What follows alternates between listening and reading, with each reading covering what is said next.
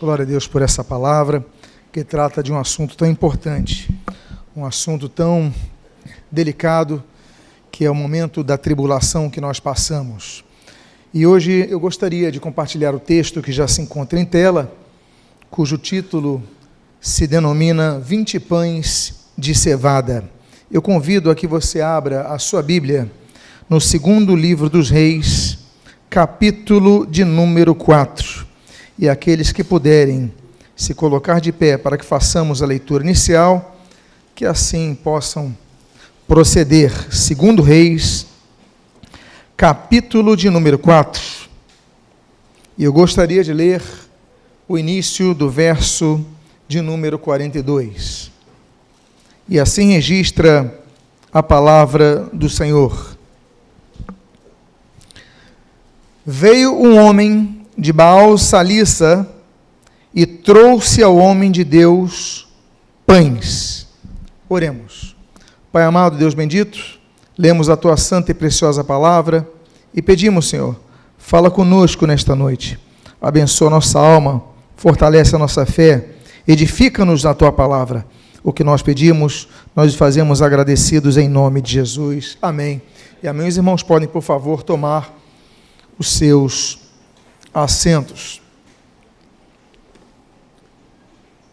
Todos conhecemos o ministério de Eliseu, o homem que é chamado enquanto estava trabalhando. Elias passa por ele, não fala nada, mas começa então a trazer consigo pelo seu chamado o discípulo que vai lhe suceder, Eliseu. Todos sabemos que Elias então vai ser conduzido aos céus de maneira arrebatadora, não experimentando a morte nessa terra, e a partir dali cai o seu manto sobre Eliseu, e Eliseu prossegue então com o ministério de Elias. Então logo acontecem, alguns eventos miraculosos acontecem, e alguns deles são desafiadores, como por exemplo, quando os discípulos, porque ele assume um grupo de discípulos de Elias, ele passa a ser um novo líder de discípulos, da escola dos profetas, como a Bíblia denomina. E de repente eles estão fazendo cozinhado, com colossíntidas, e de repente, aí se anuncia morte na panela ao homem de Deus. Ele manda colocar farinha, e as pessoas podem comer, e ali nada acontece com aqueles homens. Aquela farinha que foi colocada na panela, ela anulou os efeitos do veneno que podia matar a todos. Logo depois desse evento, e antes de um evento que talvez seja um dos mais conhecidos no ministério de Eliseu, que é o da cura de Naamã, quando aquele general ele vai mergulhar 7 vezes no Rio Jordão, mas entre esses dois eventos, o do evitar da morte de pessoas envenenadas por uma comida estragada com veneno e da cura de Naamã, acontece um momento que os discípulos estão com fome. Eles passam por tribulações, eles passam por dificuldade. Eram discípulos, mas eles têm fome. E diz o texto que, de repente, naquele contexto, está Eliseu, com um grupo que ele assume, que não é o de discípulos dele, mas passam a ser discípulos dele, eram discípulos de Elias, estão com fome, não tem suprimento para os 100 homens que ali estavam, e de repente, diz a Bíblia, veio um homem de Baal-Salissa e trouxe ao homem de Deus pães. O pão é citado pela primeira vez na Bíblia, no livro de Gênesis, no capítulo 3, quando fala que através do nosso suor, nós vamos conseguir o pão. Através do nosso esforço, nós vamos conseguir o pão. O pão como resultado do trabalho, o pão como resultado do esforço. Já nos apontando para o que nós vamos ver depois sobre pão, da necessidade do alimento, mas também da necessidade de lutarmos por ele. Outra menção de pão em Gênesis é o Gênesis capítulo 14, quando a Bíblia diz que a Abraão aparece um sacerdote de uma região chamada Salém, e diz a Bíblia que ele traz vinho e pão. É uma das menções mais claras do sacerdócio de Cristo no Antigo Testamento. né, a ordem segundo Melquisedeque, que vai ser apontada ali em Hebreus, apontando para o homem que não tem geração, não tem apontamento de gerações passadas nem gerações posteriores, ele surge na história, traz pão e vinho, assim como o Senhor Jesus ali no cenáculo de Jerusalém, ele pega dentre aquela mesa da Páscoa judaica, pão e vinho, o mesmo símbolo, Jesus como sacerdote, Melquisedeque como sacerdote, e aí nós temos então outra menção do pão, apontando para a aliança de Cristo para conosco, Jesus pegando o pão, e é muito interessante nós notarmos, por exemplo, uma outra menção de pão, é a menção que nós vemos ali em Êxodo capítulo número 12, quando a Bíblia fala que haveria uma festa para comemorar a libertação do povo de Israel do Egito, chamada Festa dos Pães Asmos, essa festa que se junta com a festa da Páscoa e abrange ali então 7 dias, são 7 dias que o povo tinha que comer um pão sem nenhuma levadura, um povo sem nenhuma forma de crescimento artificial, teria que ser um pão in natura mesmo, ou seja, saído sem nenhum condimento, nenhum condicional aplicado a esse pão, teria que ser o pão puro, sem adição de sal, sem adição de nada. E Deus fala, por 7 dias vocês vão comer isso. Então nós temos mais uma menção de pão. Agora, Deus vai dando pão, o povo sempre vai comendo do pão, até mesmo quando lhes falta tudo. Quando falta tudo a alguém? Quando a pessoa está no deserto. A pessoa não pode plantar, porque no deserto não há como plantar nada. A pessoa depende de quê? Depende de milagres quando está no deserto. E, meus amados, Êxodo capítulo número 16, a Bíblia diz que quando Israel vai para o deserto, Deus envia pão do céu. O nome desse pão é o chamado maná, o pão que desce dos céus. Nesse próprio Êxodo 16, diz a Bíblia no versículo 31, por exemplo, que ele tinha formato, era branco e tinha gosto de mel. Ou seja, o pão, o maná que desce dos céus, era um pão diferente dos pães asmos, porque se os pães asmos não tinham gosto nenhum, o pão que desce do céu tinha gosto de mel, ou seja, era pão doce. Se você quiser ter uma noção do gosto do maná, era pão doce, pão com sabor de mel, ou seja, mesmo no deserto, Deus envia um gosto, um doce, um sabor para a nossa vida. Há momentos que nós olhamos só para a areia escaldante do deserto, há momentos que nós olhamos apenas para o sol do deserto, mas nós temos que olhar para o alto e ver que Deus nos dá o seu suprimento. Deus nos dá um momento de carinho, sim, quando coloca um pouco de doce naqueles pães. Ainda assim, o povo reclama. A Bíblia diz, por exemplo, em Números capítulo 21, que o povo chama aquele pão de pão vil. Eles começam a reclamar do pão, por quê? Porque se enjoam do pão que Deus dá. As pessoas começam a reclamar, e você conhece o contexto de Kibriot Hatavá, né, os sepulcros da concupiscência, ou seja, Deus envia praga para aqueles homens que murmuravam contra o sustento de Deus. Amados irmãos, o que Deus nos dá, nós temos que dar graças ao Senhor. É por isso que Jesus, até mesmo usando o pão, aquela primeira oração que Jesus faz no Sermão da Montanha, né, aquele sermão que vai trabalhar em Mateus 5, Mateus 6, Mateus 7, em Mateus capítulo 6, Jesus então, ele ensina uma oração, é aquela oração que ele fala, olha, nós temos que dar graças pelo pão nosso de cada dia, nós temos que agradecer ao Senhor. Então, eu posso não ter a picanha que eu quero, eu posso não ter o manjar que eu quero, mas eu só tenho pão, eu te dou graças por esse pão, é o que eu preciso para hoje, é o sustento do meu dia. Por quê? Porque um dia, como foi pregado aqui há poucos minutos, nós vamos sair do deserto, a tribulação tem um limite, e nós vamos entrar numa terra que emana leite e mel. Amém, queridos? As promessas vão vir, as promessas vão se cumprir, mas nós passamos por um período, e são períodos difíceis. É interessante notar que Jesus fala para nós agradecermos o pão, e é muito bonito, por quê?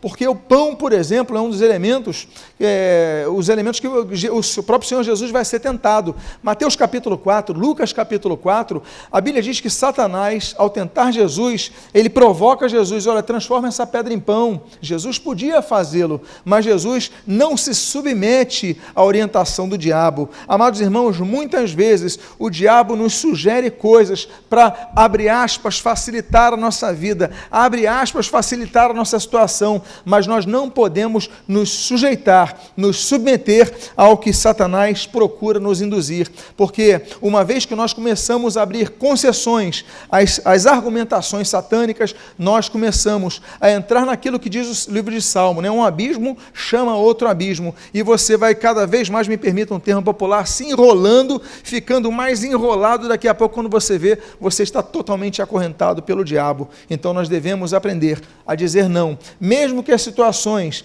que ele ofereça, que sejam contrárias ao que Deus está nos conduzindo, sejam para nós vantajosas, nós devemos aprender a dizer não. O pão também, por exemplo, ele nos aponta ao momento de comunhão, a importância da igreja.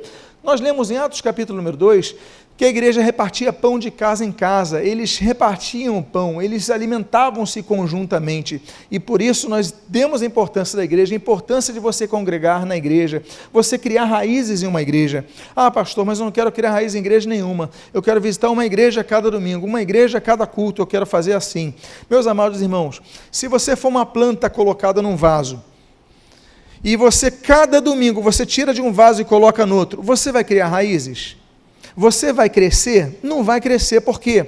Porque para você criar raízes, para a sua raiz crescer, você precisa estar num jarro, você precisa estar num local que vai ter um padrão, um alimento, você vai crescer, vai gerar raízes, vai desenvolver seus dons.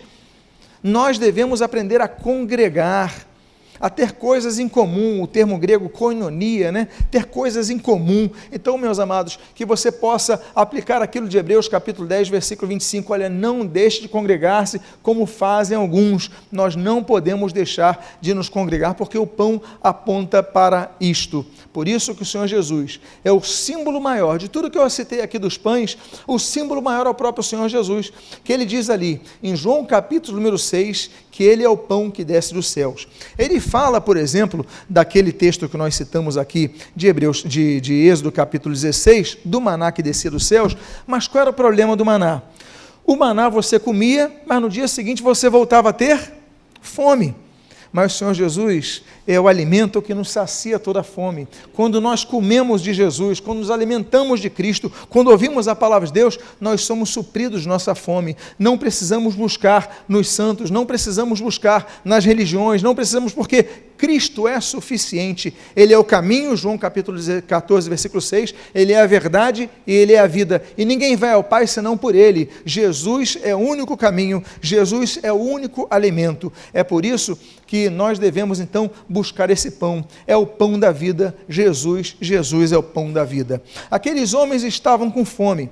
Aqueles homens vinham de uma situação tensa, podiam ter morrido naquela alimentação, mas foram preservados, foram salvos pela visão que Deus dá ao profeta. Mas agora o profeta está com fome. Agora eles não têm nem colossíntidas, agora eles não têm nem sopa, eles não têm nada, e de repente Deus envia um homem.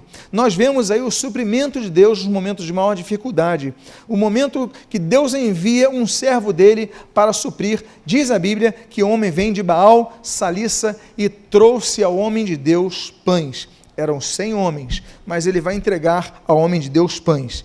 E o texto então continua nesse mesmo versículo de número 42. Pães das... O que está aí?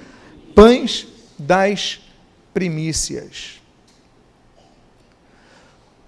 Nós vemos o mesmo gesto que é relatado em Gênesis capítulo 3, capítulo 4, que relata o gesto de Abel. Abel entrega das primícias do que ele produz. Os seus frutos é a primícia para o Senhor.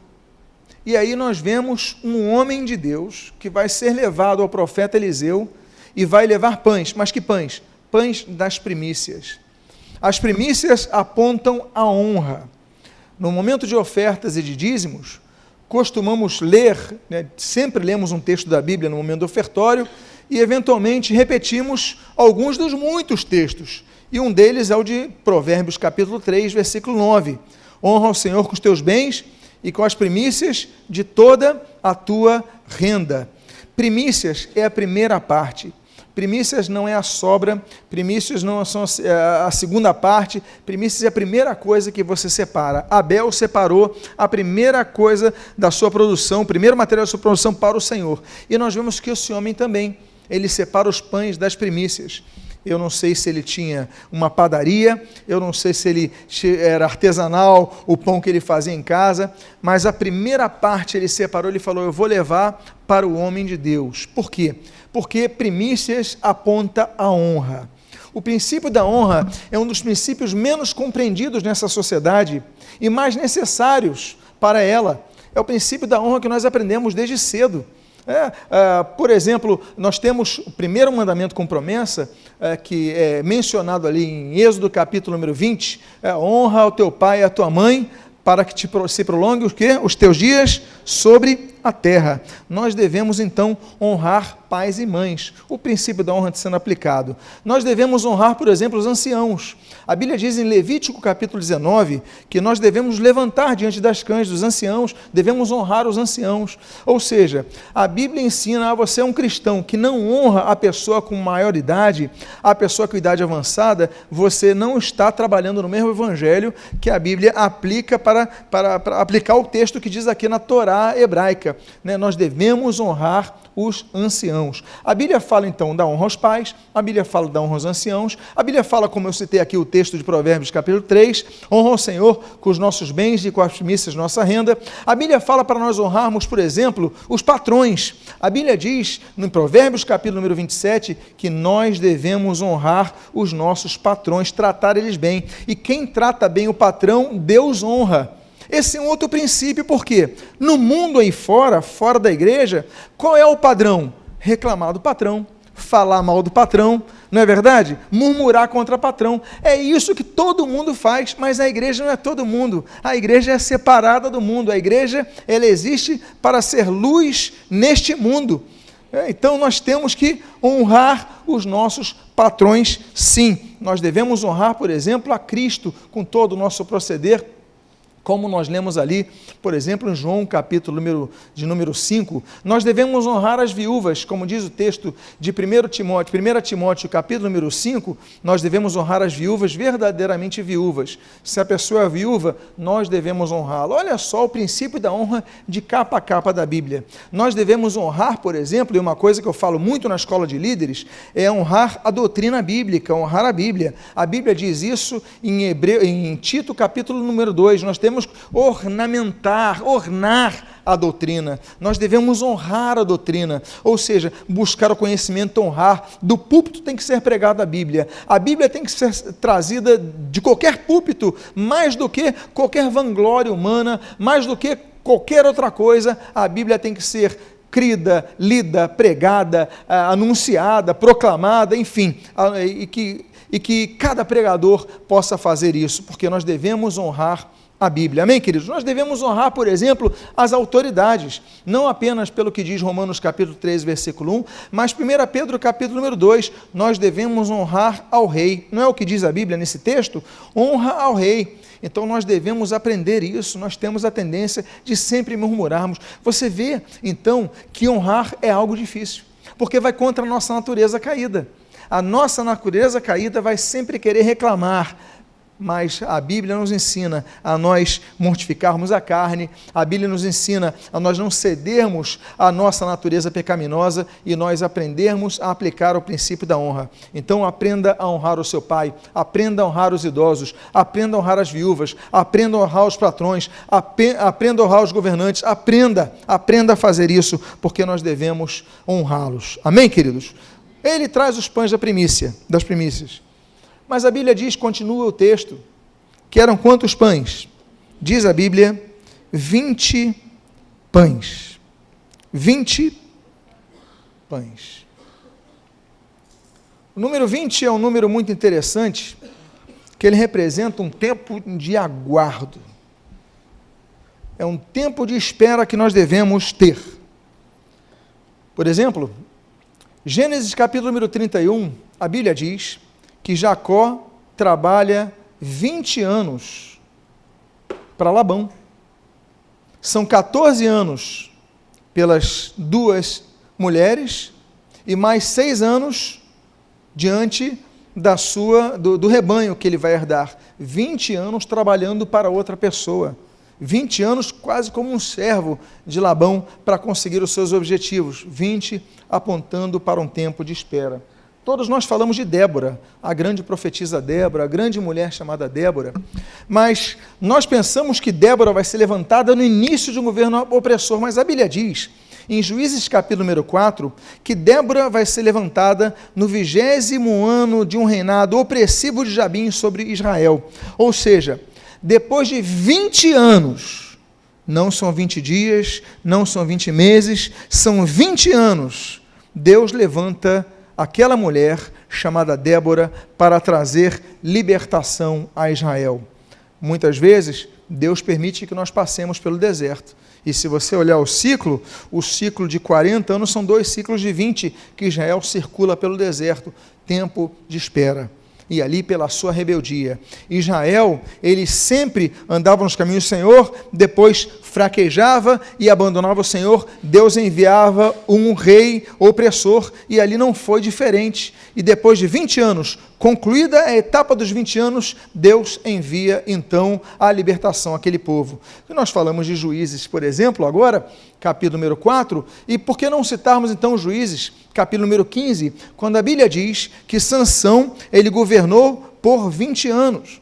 Quando nós falamos da história de Sansão, nos lembramos geralmente do final da vida de Sansão, o homem cego, o homem humilhado, mas que ele pega o restante de suas forças para trazer juízo àqueles que o encarceravam. Mas nos esquecemos que por 20 anos ele foi juiz sobre Israel, ele foi a autoridade máxima sobre Israel. 20 anos é um ciclo que se passa, 20 anos é uma etapa, depois dessa etapa veio o juízo, inclusive sobre a própria vida desse homem que falhou, que não foi sábio, que foi Sansão, por exemplo.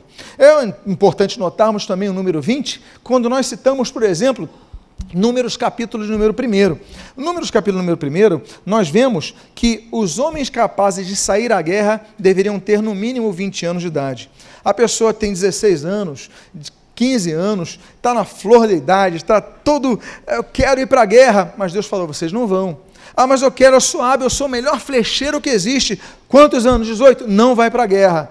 Não, mas eu sou o melhor arqueiro, sou a pessoa que mais corre, sou o melhor espião. Quantos anos? 19? Não. A Bíblia diz que para irem à guerra, eles tinham que ter 20 anos. O que a Bíblia vai nos ensinando sobre isso? Que nem sempre pelo fato de nós termos recursos, habilidades, nós estamos aptos para fazer alguma coisa. Não é verdade, meus amados irmãos? Não lembramos, por exemplo, da questão do fogo estranho no altar? Quando, se oferece Nadab e Abiú, oferecem ali fogo estranho e Deus faz cair fogo naquele altar. Então, não é por termos habilidade, não é por termos capacidade que nós podemos fazer. Tem limites, as coisas têm limites. Nós devemos aprender a nos sujeitar e aguardar o tempo de Deus, porque 20 aponta a um tempo. E quando nós falamos disso, nos lembramos, por exemplo, o tempo que a arca fica em Kiriat Jearim. A Bíblia diz, no primeiro livro de Samuel, capítulo número 7, capítulo número 6, nós vemos, a arca da aliança ficou lá com os filisteus. E Deus então envia juízo aos filisteus, envia mortandade aos filisteus, envia úlcera aos filisteus. Os filisteus chegam um momento que eles devolvem a arca para Israel. A arca não é retomada por Israel. A arca não é reconquistada por Israel. A arca sai da terra dos filisteus por iniciativa dos filisteus, por vontade dos filisteus. Eles devolvem a arca ao Senhor. E quando chega então ao campo de Bet-Semes, eles pegam a arca, levantam Eleazar para cuidar, e diz a Bíblia, nesse livro de 1 Samuel, capítulo número 7, que a arca da aliança fica por 20 anos em Kiriat Jearim. 20 anos, até que Davi a tome e leve para Jerusalém, o local que ela vai ficar de forma derradeira. Ou seja, há 20 anos fora do seu lugar, 20 anos aguardando o tempo. Quando ele traz então 20 pães, nos lembramos disso, meus amados irmãos, 20 anos até a obra do templo. Quando nós vamos para 1 Reis, capítulo número 9, nós vemos que o templo de Salomão, ele vai demorar 20 anos para ser construído. Porque a gente pensa, vai ser construído rapidamente. Hoje nós temos tecnologia, nós temos tratores, nós temos guindastes, nós temos máquinas que fazem concreto, nós temos várias facilidades, na verdade, máquinas de solda, tantas coisas. Naquela época não havia nada disso. E uma construção vai demorar, como o tempo, 20 anos. 20 anos é o tempo de espera. Quando ele traz 20 pães, ele nos vai mostrando que tem coisas na nossa vida que nós devemos aprender a esperar. É fácil? Não, não é fácil. Ninguém gosta de esperar. Alguém aqui gosta de entrar em fila? Eu duvido que alguém goste de entrar em fila. Todo mundo gosta de ser o primeiro a ser atendido, não é verdade? Todos nós gostamos de ser os primeiros, mas nós devemos aprender a aguardar o tempo de Deus, pois enquanto aguardamos, Deus está trabalhando em algo melhor para a nossa vida. Podemos enxergar isso? Não, nem sempre conseguimos. Podemos compreender isso? Não, nem sempre conseguimos, mas o que nós devemos fazer é lutar, é buscar, é pedir, e a Bíblia diz para nós pedirmos, e nós devemos pedir perseverantemente, como Lucas capítulo 18 nos ensina, e outros textos, tantos outros textos falam de perseverança, mas nós devemos aprender a confiar no Senhor, porque Deus está trabalhando por nós. Amém, queridos? Então, ele traz 20 pães, mas o meu cálculo, ele diz assim, tem alguma coisa errada, porque 20 pães para 100 homens, vai faltar gente. Mas a Bíblia diz nesse texto o seguinte, 20 pães de cevada. O pão de cevada, ele é citado na Bíblia em 2 ocasiões, trazendo 2 princípios muito interessantes. A primeira ocasião é a que eu cito aqui do texto de Ruth, que está na tela, capítulo 1, versículo 22 e capítulo 2, do versículo 15 ao 17. Diz assim o texto. Assim voltou Noemi da terra de Moabe com Ruth, sua nora, a Moabita, e chegaram a Belém no princípio da cega da cevada. E aí, capítulo 2, versículo 15. Levantando-se ela para rebuscar Boaz, deu ordem ao seu servo, dizendo, tirai também dos molhos algumas espigas, e deixai-as para que as apanhe, e não a repreendais. Esteve ela apanhando naquele campo até a tarde, e foi quase um efa, que dá mais ou menos 22 litros de cevada. E efa é um cálculo líquido, né?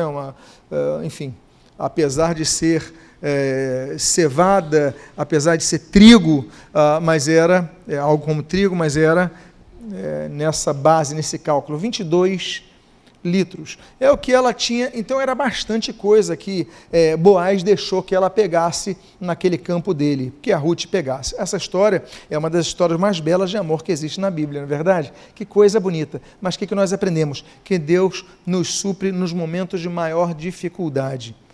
O momento de maior dificuldade, nós buscamos o Senhor, mas Deus vai suprir de alguma forma.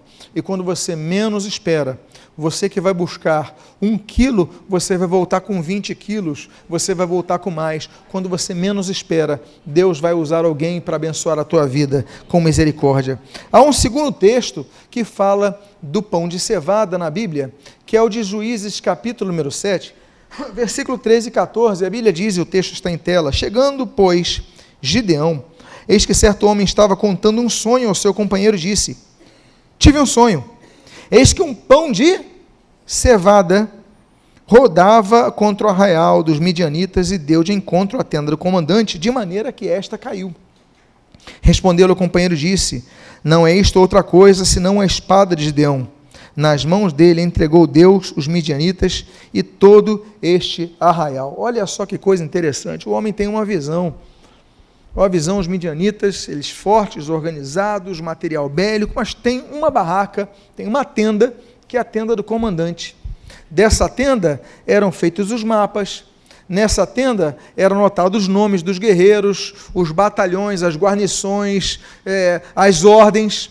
Dessa tenda saía o comando para todos. O exército, e temos militares aqui, o exército, ele trabalha numa estrutura chamada organização e ordem. Eles são organizados e trabalham debaixo de uma ordem. Se não acontecer isso, o exército pode ter as melhores armas do mundo, não vai conseguir vitória nenhuma.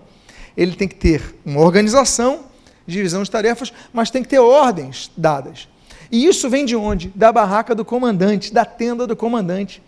E a Bíblia diz que esse homem, ele vê um pão de cevada que rodeava o acampamento e de repente um pão, algo simples, algo pequeno, um pão de cevada, bate contra aquela tenda e a tenda cai, e Deus falando, olha, eu vou dar vitória a Gideão diante dos midianitas. Uma coisa tão simples. As nossas vitórias, muitas vezes, nós pensamos que precisamos de grande material bélico para vencermos, precisamos de grandes armas para vencer, quando Deus às vezes quer que nós usemos as coisas mais simples. É o pão que nós temos. É como Davi, é a pedrinha daquele ribeiro. Ele pega a pedrinha e ele coloca no material mais simples, uma tiradeira, uma funda, e aquilo é um material simples em relação às espadas, em relação aos arcos que eles tinham, em relação às couraças que eles tinham, era o material mais simples que eles tinham. Ele pega a pedrinha porque é tudo o que tem. Aqueles jovens que vão dar os pães e os peixes para Jesus multiplicar, Marcos 6, Marcos 8, assim como Mateus 14 e Mateus 15, ele pega as coisas mais simples, olha, tem isso daqui, tenho aqui 5 pães, 2 peixinhos, e Jesus pega e multiplica. Essa visão que vai mostrar a vitória de Deus, fala, olha, eu vou derrotar, e eu vou derrotar na cabeça do inimigo, eu vou pegar a tenda do comandante e vou desabar com um pedaço de pão. As coisas mais simples que Deus quer, nós já temos. É a nossa fé, é a nossa oração, é a nossa fidelidade ao Senhor. Você pode não ter dinheiro, você pode não ter recursos, você pode não ter contatos, mas coisas simples Deus vai colocar nas tuas mãos e vai colocar esse pão, um pedaço de pão, um pão de cevada, vai contra a tenda e ali vai demolir aquele inimigo, e Deus vai dar vitória contra esse exército. Amém, queridos? E a Bíblia diz, então, voltando ao texto de 2 Reis, capítulo número 4, no versículo 42, a Bíblia diz o seguinte: e espigas verdes no seu alforje, e disse Eliseu, dá ao povo para que coma. Dá ao povo para que coma. A ordem não foi dada pelo profeta que trouxe Eliseu, a ordem foi dada pelo profeta Eliseu. Dá ao povo para que coma. Nota bene, os pães não eram grandes, porque cabiam no alforje dele, cabiam na bolsa. Claro, nós já calculamos o tamanho de um pão, calcula 20 pães cabendo numa bolsa com espigas verdes. Não era muita quantidade, mas eram 100 homens. O profeta recebe esse presente e de imediato ele fala, distribui. Ele recebe e fala, dá ao povo para que coma. Eu ensino na escola de líderes que o líder recebe, ele tem que passar para o povo, para que o povo sempre seja alimentado. Você recebeu a palavra? Passa para o povo. Os líderes de grupos de vida, os líderes de juventude, os líderes de... Vocês têm que passar tudo que Deus lhe der para o povo, para que o povo coma. O objetivo do líder é servir ao povo que Deus colocou em suas mãos. Nós vemos uma época de lideranças que se fazem como se fossem feitores, donos, proprietários do povo. A Bíblia diz em 1 Pedro sobre isso. Nós, os pastores, não são donos de pessoas, são servos das pessoas. O objetivo do líder não é se impor sobre as pessoas, é servir o povo, dar ao povo para que coma. Uma das frases mais belas de Eliseu, desse histórico de Eliseu, que é um histórico de milagres, é um histórico que tem ressurreição, é um histórico que tem tantas coisas, mas o que me chama a atenção é essa frase. Ele recebe o pão, ele está com fome, o pão foi dado a ele, mas ele fala, dá ao povo para que coma. Nós devemos aprender isso, a dar essa instrução, para que o povo sempre seja alimentado. Os líderes são colocados por Deus. Acreditamos, obviamente, na hierarquia, porque é um princípio divino que existe nos céus, existe no inferno, existe na terra. A hierarquia sempre vai existir, a começar com o próprio Deus, que é o Senhor dos senhores. Agora, o que não pode haver é confusão do que é autoridade delegada, do que é autoridade em si própria. Por quê? Porque o que nós, autoridades, nós temos a autoridade que nos concedeu o Senhor Jesus. O que nós fazemos em nome de Jesus e para a glória de Cristo. Amém, queridos? Então ele fala, dá ao povo para que coma. E a Bíblia então diz no versículo 43. Porém, seu servo lhe disse: como hei de eu pôr isto diante de 100 homens? Ele tornou a dizer: dá ao povo para que coma, porque assim diz o Senhor: comerão e sobejará. Eu vou repetir. Mas o servo, porém, seu servo, o servo de Eliseu, se é seu servo e não um de seus servos, é porque dentre os 100 ele tinha um principal, era o seu servo, era o principal. E disse o seu servo, olha, já lançando dúvida, mas como é que a gente vai distribuir isso para 100 pessoas? O número 100 é muito interessante, não é verdade, meus irmãos? A gente se lembra, por exemplo, de tantas coisas bonitas. A gente se lembra, por exemplo, de Mateus 18, das 100 ovelhas, que uma se perde e o pastor então deixa 99 e vai buscar aquela 100ª ovelha. Nos lembramos, por exemplo, de João capítulo número 19, quando a Bíblia fala que Nicodemos, diante do corpo de Jesus, vai levar 100 libras de perfume para colocar, ungir o corpo de Jesus, que estava ali morto na sepultura de Arimateia. Que coisa bonita, o cuidado para com Deus, o cuidado para com a glória de Deus, o cuidado de manter a glória de Deus perfumada, nesse tempo de tanto escândalo, nesse tempo que se apropriou do nome de Jesus para fazer de tudo de errado, todas as coisas erradas, mas ali nós temos um homem, não vou perfumar o corpo de Jesus. Nós devemos exalar o bom perfume de Cristo. Hoje, na mensagem da manhã, o pregador, ele citou uma frase tão interessante, que é uma anedota, é uma piada, e quantos aqui estiveram pela manhã? Você que esteve pela manhã, eu vou repetir isso daqui, porque eu achei muito apropriada. Passou uma pessoa por uma casa, e naquela casa havia uma placa assim, propriedade do Senhor Jesus.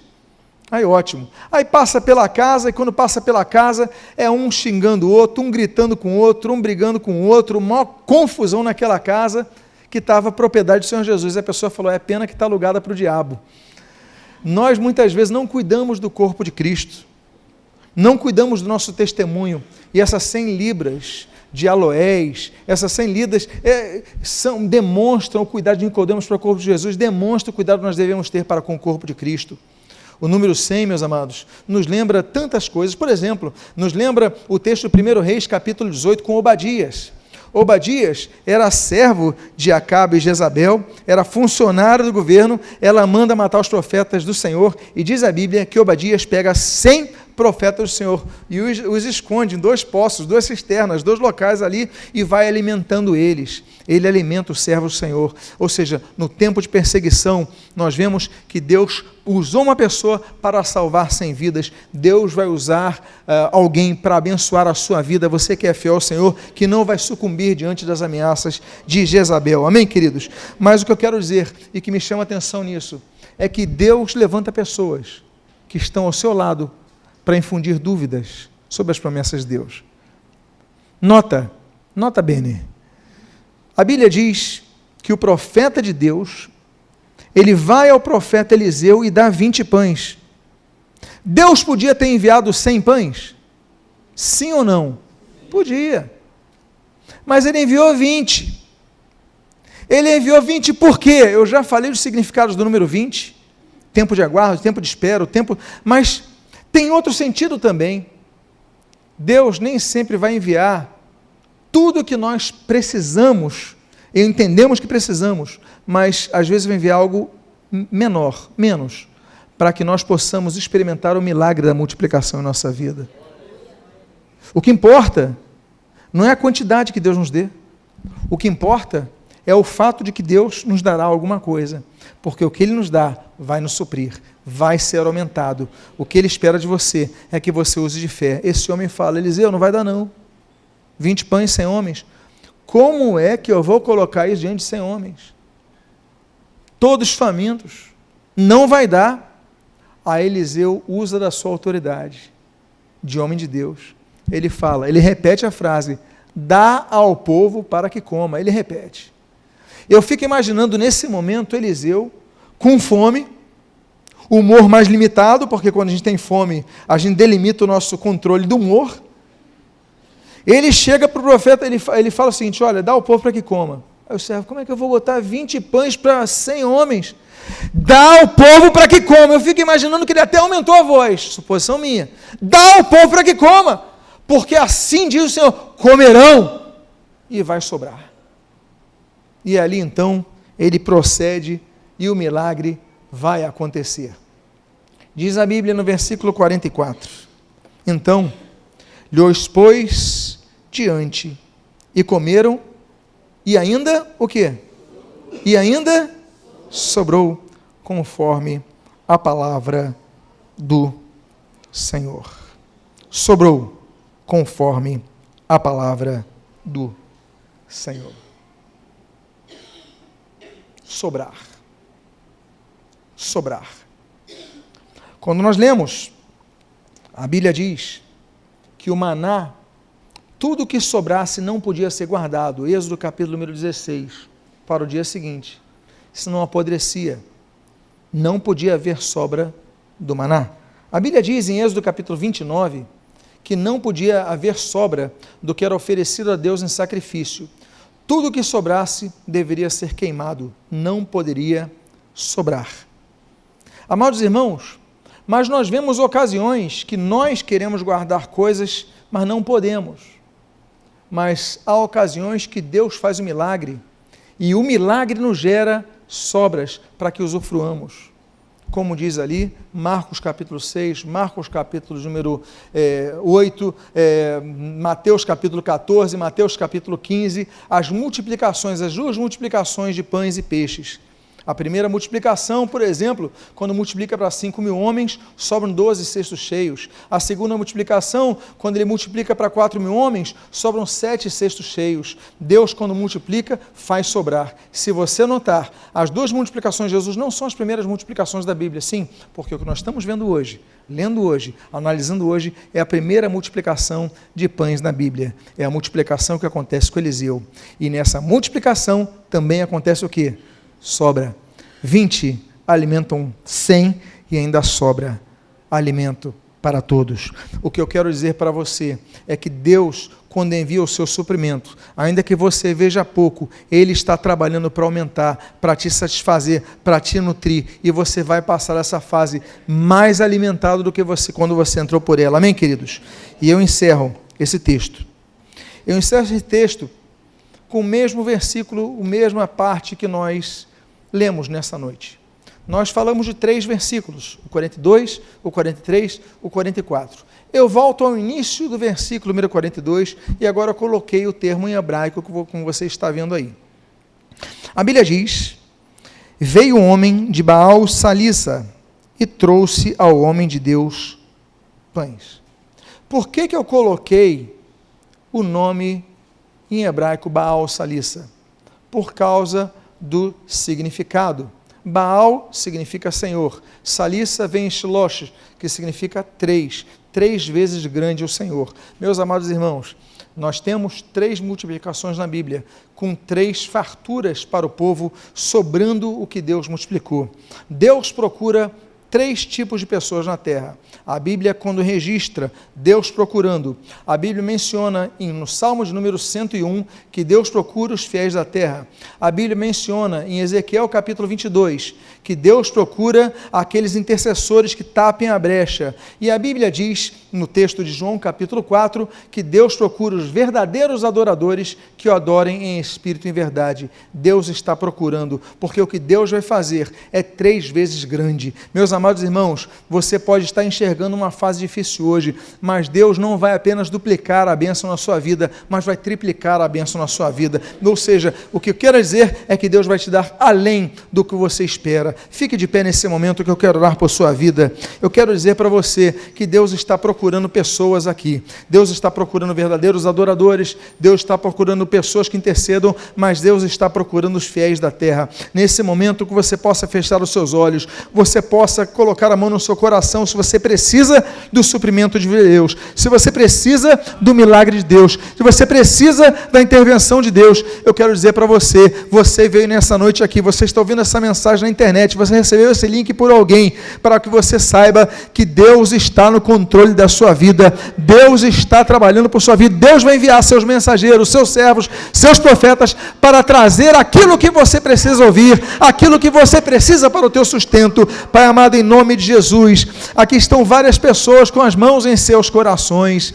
Pai amado, eu não sei a situação de todos aqui, eu não sei o contexto de vida de todos aqui, mas o que nós queremos dizer é que esses 20 pães, que representam um período que nós devemos entender que Tu estás trabalhando, Pai amado, que nós possamos confiar em Ti, que nós possamos lutar sim, Pai, que nós precisemos buscar, a começar com nossa oração perseverante, mas nós possamos confiar, porque Tu estás fazendo algo melhor. Esse homem aparece, esse homem não tem um nome, mas ele vem daquele que é o Deus 3 vezes grande, o Senhor 3 vezes maior, é o Deus que supre, é o Deus que dá além. Então, Pai amado, que eles possam ver o Teu mover nesta noite, que eles possam ver o Teu mover nesta semana, que eles possam ver o Teu mover em suas vidas, e que em nome de Jesus, Pai, Tu possas fazer o milagre, opera milagres, Pai. Senhor, derruba barreiras, Pai, quebra, Senhor, quebra tudo aquilo que tem sido levantado para desanimar os Teus servos, Pai, e que eles se afiem na Tua palavra, se balizem com base na Tua palavra, as Tuas promessas, porque nenhuma de Tuas promessas cairá por terra. Em nome de Jesus, abençoa o Teu povo, fortalece aquele que está desanimado, levanta o que está caído, e que em nome do Senhor Jesus, Tu venhas a dar vitória ao Teu povo, que eles possam ver, Senhor, eu preciso de 100 pães, eu tenho só 20, Pai, mas esses 20 são suficientes para serem multiplicados. A primeira multiplicação na Bíblia, nós já vemos, e foi, e sobrou. O que vem de Ti, a sobra que vem de Ti, é uma bênção para nossas vidas, porque mostra que Tu nunca nos desamparas, Tu nunca nos deixas de lado, Tu cuidas de nós. Abençoa-nos, ensina-nos, Pai, nesse tempo, ensina-nos nesse período, ensina-nos nessa fase, e o que nós pedimos para essa nova etapa que está se iniciando na vida dos meus irmãos, na vida de cada um de nós, Tu venhas a nos abençoar, em nome de Jesus, amém e amém. Diga à pessoa que está do seu lado, coma